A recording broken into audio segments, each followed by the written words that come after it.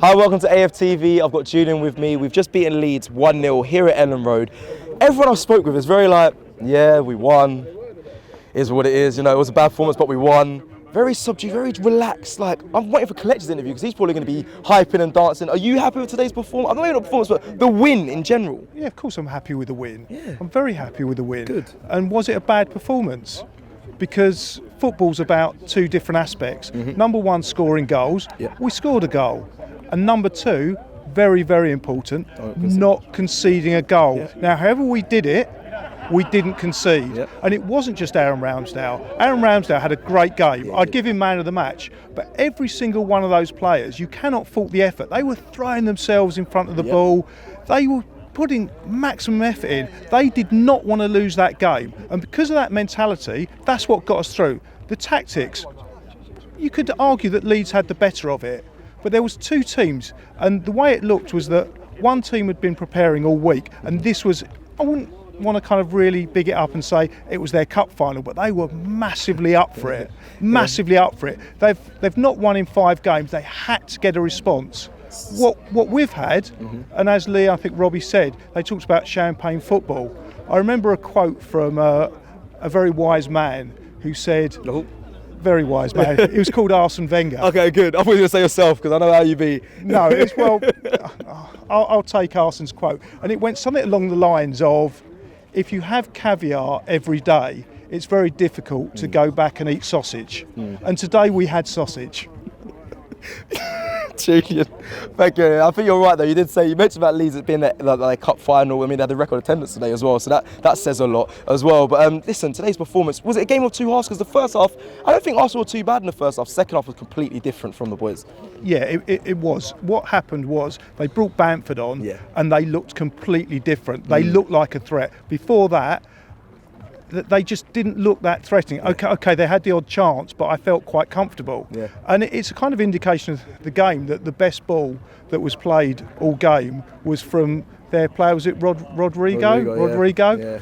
Fantastic cross-field pass straight to Arsenal, who went and scored. So we're very happy with that. Very happy with that. All right, let me listen. You've been going to matches for years and years and years and years. Before I was born, I want to talk to you about the power cut. Just your thoughts on it. Have you ever witnessed that in a game? It literally took, how long was it? Like 40 minutes to get back into the football? Yeah, the answer is yes. Okay. I was at that Wimbledon game. Yeah, the reason for that particular power cut, they found out, was that there was a betting syndicate in the Far East who sabotaged the floodlights. So that was absolutely human error. But then I kind of worked out how many games have I been to over my lifetime, and I reckon I've been to over 1,200. And that's happened twice in my lifetime. The first was deliberate. So these things happen, and I don't have any great criticism of Leeds for that. Not the fact that they kept us in there. They were, like Robbie and Lee said, it was very annoying that everyone was asking what's happening. We were the last to find out. Well, I think the priority is to get it fixed.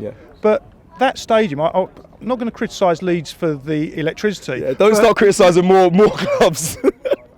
Well, you asked me a question. You didn't ask me the question, but as we were coming in, Lee described Elland Road as a proper football stadium. Now, if his definition of a proper football stadium is an antiquated, derelict, nasty little place that the gangways you can't even get through. It's an accident waiting to happen. The toilets, it's just disgrace. It's the same sort of thing. This idea, this is, Robbie's talking about 2022 and there's no internet access. I'm not really bothered about internet access when I'm going to football. I actually want to watch the game, so I don't care about that. What I do care about is the fact that I can watch the game in a comfortable, safe environment. Now, Elland Road it's just not. I mean, maybe the other stand was great, but where we were, terrible. I mean, I had a view of a post in front of me. So if you're going to ask me about details of the game, no, I can't really. I didn't see any replays. I saw something between a post and some 6'4" giant in front of me. So I'm kind of going from side to side, trying to actually see the game. It's not a great stadium. So other than that, Leeds, the team played brilliantly. The enthusiasm of that team was fabulous. But the fact that we were able to come here and play a team that won't play better than that all season, that was Leeds Cup final. Leeds were fantastic, but we were better because we won the game. Shop for AFTV merch at shop.aftv.co.uk. Subscribe to us on YouTube. Follow us on Instagram, Facebook, Twitter, TikTok, Snapchat, and Twitch. We've got content for every platform, so check it out.